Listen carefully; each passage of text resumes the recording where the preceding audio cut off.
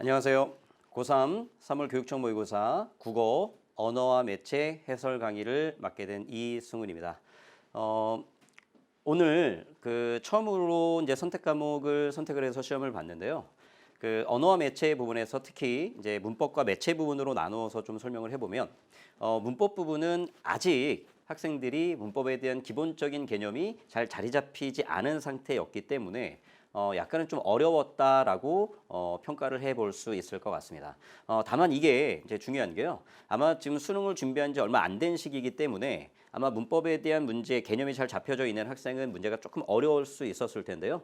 크게 걱정하지 않으셔도 되는 게 앞으로 남은 시간이 길기 때문에 앞으로 여러분들이 꾸준하고 지속적인 문법에 대한 기본 개념을 공부한다면 어렵지 않게 풀 수 있는 내용이라고 생각을 하시면 될 것 같습니다. 자, 또 하나가 이제 매체 부분에 대한 내용인데요. 아마 이 매체 부분이 좀 생소하고 좀 낯선 뭐 이런 부분일 수 있는데 요 부분은요, 이 매체 부분은 여러분들이 오늘 또 풀어보시면 아시겠지만 앞으로 진행이 되는 모의고사를 통해서 꾸준하게 여러분들이 문제를 풀어보는 연습을 한다면 그렇게 어렵지 않게 또 시간도 오래 걸리지 않게 풀 수 있는 방법적인 측면들을 스스로 익혀나갈 수 있을 거라고 생각을 합니다. 그래서 이 매체 부분에 대한 내용은요. 여러분들이 오늘 본 모의고사의 문제들을 다시 한번 여러분들이 복습함으로 해서 이 문제를 어떻게 풀어야 되는지 또 지문에 대한 내용을 어떻게 접근해야 되는지 혹은 지문을 다 읽고 풀어야 되는지 아니면 안 읽고 풀어도 되는지 뭐 이런 것들을 여러분들이 좀 점검하면서 앞으로의 모의고사에 꾸준히 여러분들이 시험을 보고 연습을 반복적으로 한다면 크게 어렵지 않게 문제를 풀 수 있는 부분이라고 생각을 하시면 될 것 같습니다. 그래서 오늘은 이 언어 매체 부분에서요. 전체 문제는 다 다룰 수 없고 중요한 두 개의 문제만 내용을 다루도록 하겠습니다. 그 중에 한 문제가 바로 36번 문제에 해당이 되는데요. 자, 이 36번 문제는 지금까지 이게 문장의 구조에 관련된 내용인데요. 이제 겹문장 중에 이제 안긴 문장에 대한 내용을 다루고 있는 문제인데요. 지금까지 평가원 시험에서 요 문제가 출제가 되면요. 항상 그 시험에 오답률이 높은 문제에 무조건 포함되어 있었습니다. 그래서 요 내용은 아마 수능 시험에도 또 출제가 될 수 있기 때문에 이 부분은 여러분들이 앞으로 공부를 하면서 반드시 익혀야 되는 반드시 공부해 두셔야 되는 정말로 중요한 내용이다라고 여러분들이 생각을 좀 하시면 될 것 같고요. 자, 같이 한번 우리 확인해 볼게요. 자, 기억에 우리는 봄이 어서 오기를 기다렸다라고 하는 낱말이 나와 있는데요. 자, 이 기억의 문장에서요. 우리가 서술어로 쓸 수 있는 단어가 뭐가 있는지를 한번 찾아볼게요. 자, 뭐가 있냐면 일단은 얘가 있죠. 기다렸다라고 하는 것이 서술어로 쓸 수 있는 단어에 해당이 되죠. 자, 그럼 선생님 물어볼게요. 자, 이 기다렸다라고 하는 낱말의 주체가 누굴까요? 자, 주체는 주어를 주체라고 이야기를 하는데 자, 기다렸다라고 하는 것의 주체는 우리죠. 우리가 기다린 거죠. 그렇죠? 자, 그다음에 또 하나. 자, 서술어가 뭐가 있는지를 따져보면 여기는 오기라고 하는 낱말이 서술어로 또 쓸 수 있는 거죠. 자, 그러면 여기까지 우리는 안겨있는 문장이다라고 볼 수 있는 거죠. 그렇죠? 그러면 여기는 이 오기라고 하는 낱말의 주체는 누굴까요? 누가 오는 거지? 봄이 오는 거죠. 그러면 봄이에서부터 오기까지가 안긴 문장이다 이렇게 볼 수 있는 거죠. 자, 근데 여러분들이 앞으로 지금 개념을 모르는 학생들은 듣기만 하시고요. 앞으로 여러분들이 공부하면 파악할 수 있는 건데요. 자, 이렇게 안긴 문장이 기라고 하는 형태로 끝이 나 있으면 얘를 명사절이라고 이야기를 합니다. 자, 명사절. 자, 그럼 이 명사절이 봄이 어서 오기라고 하는 것이 명사절인데요. 자, 그럼 이 명사절은요. 자, 이제 전체 문장을 같이 한번 확인해 볼까요? 자, 전체 문장을 확인해 보면 봄이 어서 오기라고 하는 명사절은 전체 문장에서 어떤 성분의 역할을 하고 있다라고 보시면 되냐면 를이라고 하는 목적격 조사가 붙어 있으므로 목적어로서의 역할을 하고 있는 명사절이다. 이렇게 볼 수 있는 거죠. 자, 그럼 기억은 명사절이 안겨져 있고요. 그 명사절은 전체 문장에서 목적어로서의 역할을 담당하고 있다. 이렇게 확인해 보시면 되겠습니다. 자, 똑같은 방식으로 우리 니은도 한번 해볼까요? 나는 그가 범인이 아니었음. 얘 서술어로 쓸 수 있고요. 또 안도했다 얘도 이제 서술어로 쓸 수 있는 거죠. 자, 그럼 물어볼게요, 선생님이. 자, 안도했다라고 하는 낱말 이 서술어의 주체는 누가 안도한 거죠? 나는 내가 안도한 거죠. 그렇죠? 내가 안도한 거야. 자, 그럼 또 아니었음 얘가 서술어로 쓰일 수 있는데 얘까지 안겨져 있다라고 볼 수 있는 거죠. 자, 아니었음의 주체가 누굴까요? 아니었음의 주체는 그가죠. 그가 아닌 거죠. 그가 범인이 아닌 거죠. 그렇죠? 자, 그럼 얘도 마찬가지로 그가 범인이 아니었음이 안겨져 있는 형태를 취하고 있는데 그 안긴 문장이 뭐로 끝났어요? 음이라고 하는 낱말로 끝났죠. 자, 마찬가지 기 혹은 미음으로 끝나는 형태를 취하고 있으면 얘는 명사절을 안고 있는 문장이다라고 이야기를 하는 거고요. 자, 근데 여기는 명사절은 어떠니? 그가 범인이 아니었음이라고 하는 명사절은 전체 문장에서 어떤 역할을 하고 있다라고 보시면 되냐면 에라고 하는 부사격 조사와 결합하고 있으므로 부사어의 역할을 담당하고 있다라고 볼 수 있는 것이죠. 자, 그러면 밑줄 친 기역과 니은은 동일한 명사절이 안겨져 있지만 전체 문장에서의 문장 성분의 역할은 다르다라는 거죠. 기역은 목적어로서의 역할, 니은은 부사어로서의 역할을 담당하고 있다는 걸 확인해 볼 수 있겠습니다. 그렇죠? 자, 그다음 우리 디귿도 같이 한번 해볼까요? 자, 디귿은 읽어볼게요, 선생님이. 자, 서술어를 찾아보는 거예요. 자, 우유를 마신. 얘들아, 이 마신이라고 하는 낱말은 서술어로 쓸 수 있죠. 마시다라고 하는 낱말로 쓸 수 있으니까 마신. 그 다음에 아이가 마루에서 자 잠들었다라고 하는 것도 서술어로 쓸 수 있죠. 그렇죠? 자, 그럼 이제 요 잠들었다라고 하는 낱말의 주체가 누군지를 찾아보면 잠들었다의 주체가 누구죠? 아이죠. 아이가 잠든 거지. 자, 아이가 잠든 거고. 자, 여기 또 서술어 마신이라고 하는 낱말 보이죠? 그러면 여기까지 안겨져 있다라고 보시면 되겠습니다. 그렇죠? 자, 꾸며주는 아이까지 묶으면 안 돼요. 해당 서술어까지 안겨져 있는 거야. 그렇죠? 자, 그럼 마신의 주체가 누구지? 마신의 주체는 아이죠. 아이가 우유를 마신 거죠. 자, 그러면 이 마신의 주체인 아이가 앞에 이렇게 있어야 되는데 주어가 뭐가 된 거지? 생략된 거죠. 그렇죠? 자, 그러면 여기부터 이렇게 안겨져 있다라고 볼 수 있을 것 같아요. 자, 그러면 여기는 안긴 문장 우유를 마시니 뭐를 꾸며주지? 아이라고 하는 이 아이의 품사는 체언이죠. 명사에 해당이 되죠. 자, 이렇게 명사를 꾸며주는 안긴 문장을 무슨 절이라고 부르죠? 얘를 관형절 이렇게 부르죠. 자, 관형절. 자, 특히 여기 있는 우유를 마신이라고 하는 관형절은요. 얘를 독립된 문장으로 우리가 딱 떨어뜨려서 보면 누가 우유를 마시죠? 아이가 우유를 마신 거죠. 그러면 이 관형절은 어떤 성분이 생략된 관형절이라고 볼 수 있냐면 마신의 주체인 주어라고 하는 것이 생략된 관형절이다. 자, 이렇게 우리가 확인해 볼 수 있는 내용이 되겠습니다. 자, 내용이 이해되시죠? 무슨 말이지? 자, 그러면 선택지를 같이 한번 확인해 보면 자, 기억에는 목적어의 기능을 하는 안긴 문장 명사절 들어가 있는 거 맞습니다. 그렇죠? 그다음에 니은에는 서술어의 기능을 하는 안긴 문장이라고 되어 있는데요. 자, 여기서 우리가 이제 주목하셔야 될 게 자, 여기 문장 한번 볼까요? 그가 범인이 아니었음이라고 하는 낱말이 나와 있어요. 그가 범인이 아니었음. 이게 안긴 문장인데 요 안긴 문장을 우리가 따로 떨어뜨려서 한번 확인해 볼까요? 그가 범인이 아니다. 이게 우리 니은에 안긴 문장을 독립적으로 떨어뜨려 놓은 문장인데요. 자, 여기서 요 아니다라고 하는 낱말 보이죠? 이 아니다가 서술어인데요. 이 아니다의 주체가 그가고요. 여기에서 우리 이 범인이라고 하는 낱말에 해당이 되는 것의 문장 성분이 뭘까요? 자, 이건 여러분들이 앞으로 공부하셔야 되는 거야. 자, 서술어 아니다와 또 하나 뭐가 있냐면 되다라고 하는 서술어가 있어요.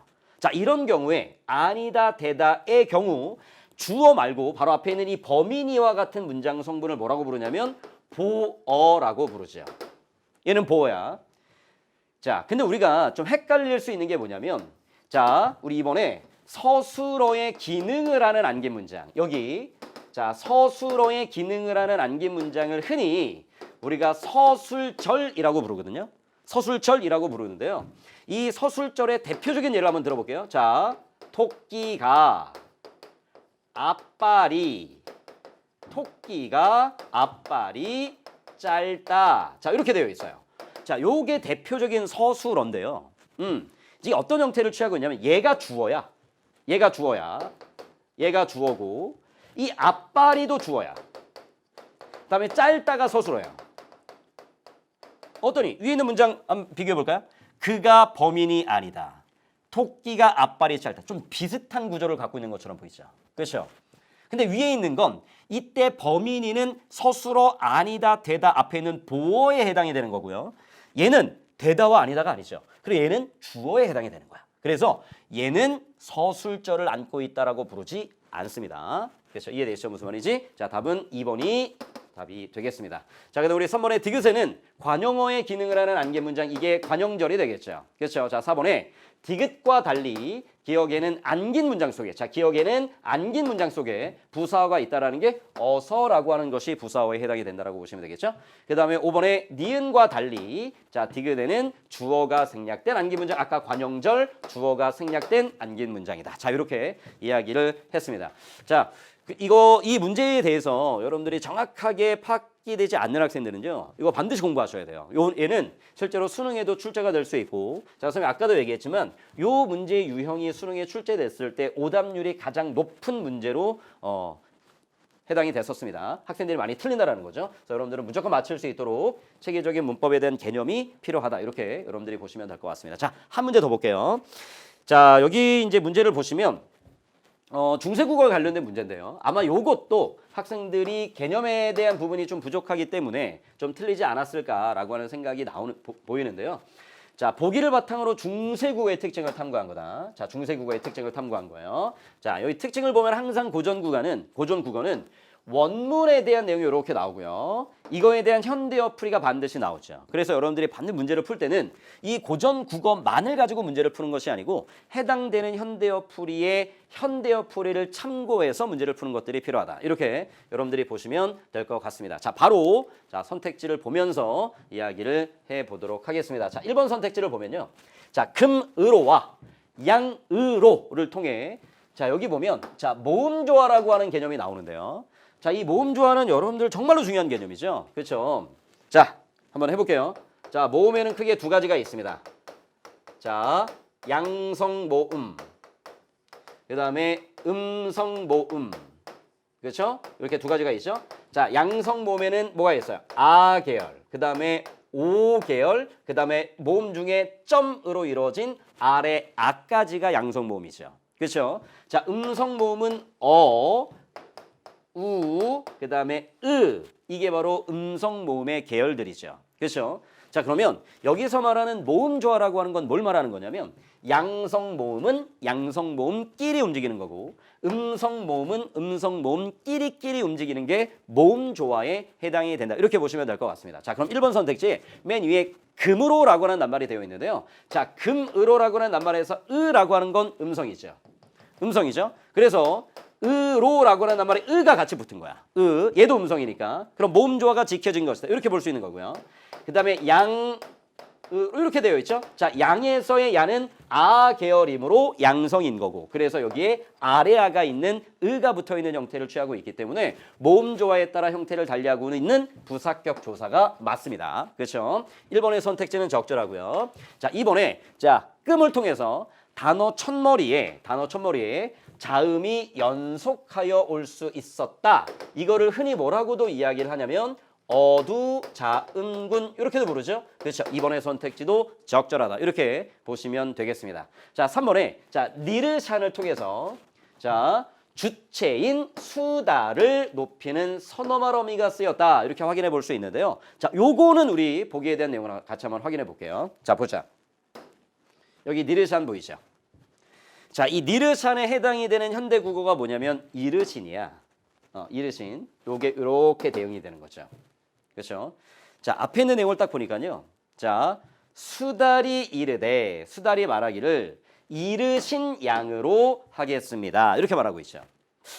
얘들아, 우리 이르신의 주체가 누구죠? 지금 수달이 이르신의 주체인가요? 아니죠. 누가 주체죠? 앞에 있는 태자가 주체죠. 그렇죠? 태자가 주체고 이 태자가 주체로 나와 있는 이르신에서의 이 시가 바로 선어말 어미가 쓰인 거고 요거와 대응이 되는 니르샨에서의 샤가 마찬가지 태자를 높이기 위해서 쓰인 선어말 어미에 해당이 된다라고 보시면 되겠죠. 그래서 자, 3번의 선택지가 적절하지 않은 게요. 자, 선어말 어미가 쓰인 건 맞습니다. 특히 뭐가 쓰였냐면 샤라고 하는 것이 쓰였어요. 샤라고 하는 것이 쓰였지만 요 샤라고 하는 선어말 어미가 주체인 수다를 높여주는 것이 아니고 누구를 높여주는 거냐면 태자를 높여주는 형태를 취하고 있다. 자, 이렇게 여러분들이 확인해 보시면 되겠습니다. 답은 3번이 답이 되겠습니다. 자, 마저 4번과 5번의 선택지도 마저 같이 한번 보도록 할 건데요. 자, 태자 시옷을 통해 시옷이 관형격 조사로 쓰였다라고 되어 있는데요. 이것도 같이 한번 확인해 볼게요. 자, 여기 보면 태자하고 시옷 이렇게 되어 있는데요. 얘에 해당이 되는 현대 국어가 뭐냐면 얘죠. 태자의죠. 자, 그러면 여기서 우리가 대응되는 것들을 찾아보면 태자의에서의 의와 태자시옷 얘와 대응이 된다라고 볼 수 있을 거예요. 그렇죠? 이때 태자의에서의 의는 도리라고 하는 명사를 꾸며주는 관형격 조사 맞습니다. 그러면 얘가 관형격 조사라면 당연히 여기 있는 시옷도 관형격 조사로서의 기능을 갖고 있다. 이렇게 볼 수 있겠죠? 자, 4번의 선택지도 적절한 내용이라고 보시면 되겠고요. 자, 5번 한번 보자. 거짓말을 통해 자, 자음으로 끝나는 체연에 모음으로 시작하는 조사가 결합할 때 이어 적기를 하였다. 저렇게 되어 있습니다. 자, 얘도 같이 한번 확인해 볼까요? 자, 여기 보면 거짓말을 이라고 하는 낱말에 대응이 되는 현대 국어를 보면 얘죠. 거짓말을이죠. 이렇게 대응이 되는 거죠. 그렇죠? 거짓말을이죠. 이때 을은 무슨 조사지? 얘는 목적격 조사에 해당이 되는 거죠. 그렇죠? 그러면 얘와 동일한 형태를 취하고 얘를 한번 보면 얘는 원래는 이런 말이었다라는 거짓말이라고 하는 낱말에 뭐가 결합이 된 거야? 을이라고 하는 낱말이 결합된 거고, 그렇죠? 이때 리을이라고 하는 낱말이 이렇게 뒤로 이렇게 넘어간 이어적기의 표기가 쓰이고 있었구나라고 하는 것을 확인해 볼 수 있는 내용이라고 보시면 되겠습니다. 그래서 자, 5번의 선택지도 자음으로 끝나는 체연 거짓말 이 말에 모음으로 시작하는 조사, 목적격 조사 얘가 결합했고 이어적기를 하였구나라고 하는 것을 확인해 볼 수 있는 내용이 되겠습니다. 이해되시죠? 무슨 말인지? 자, 이렇게 해서 우리 문법에서 좀 주요한 문제 두 문제를 같이 한번 확인해 봤는데요. 선생님 아까도 얘기했지만 문법은 이제부터 시작이에요. 여러분들이 이번에 그 문법에서 많이 틀렸다라고 해서 절대 주눅 들지 마시고 앞으로 남은 기간 동안에 문법 공부 열심히 하시면 문법에 대한 내용을 맞출 수 있는 것뿐만이 아니라 문법의 장점이 그거잖아요. 공부를 열심히 하고 개념을 완벽하게 익히면 문제 푸는 속도를 세이브시킬 수 있는, 시간을 세이브시킬 수 있는 이점도 있기 때문에 조금 더 좋은 점수를 받을 수 있는 확률이 높아질 수 있다는 걸 여러분들이 기억하시고 반드시 문법에 대한 기본 개념을 잘 정리하시기를 바랍니다. 마찬가지로 매체 부분도 마찬가지로 여러분들이 반복적인 문제풀이를 통해서 어떻게 풀어야 되는지에 대한 내용을 익힌다면 낯설기 때문에 어려운 거지 시간이 지나면 충분히 여러분들이 잘 해낼 수 있을 거라고 생각합니다. 자, 이상으로 자, 언어와 매체에 대한 내용을 마치도록 하겠습니다.